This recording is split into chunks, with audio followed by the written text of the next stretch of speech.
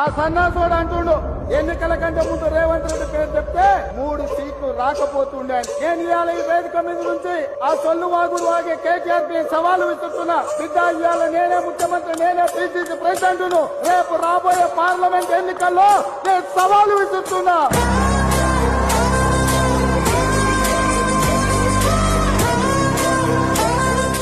చేతనైతే తమ్ముంటే నువ్వు మగోడు అయితే ఈ తెలంగాణ రాష్ట్రంలో బిడ్డ ఒక్క సీటు గెలిచి చూపిస్తూ నీ అయ్యా నువ్వు వస్తావా, నీ అయ్య వస్తాడో మా కార్యకర్తలు చూసుకుంటారు. బిడ్డ నువ్వు అనుకుంటున్నావా అల్లా తప్పగాడని?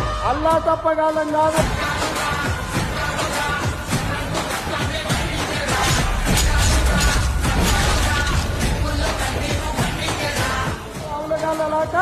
అయ్య పేరు చెప్పుకొని కుర్చీలో కూర్చోలేదు సన్నాసోడా.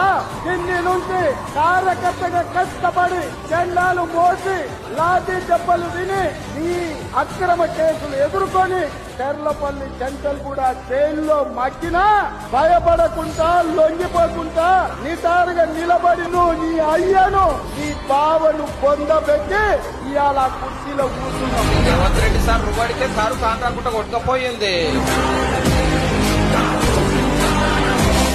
బీఆర్ఎస్ కంప్లీట్లీ చతికిల పడిపోయిన పరిస్థితి కనిపిస్తుంది.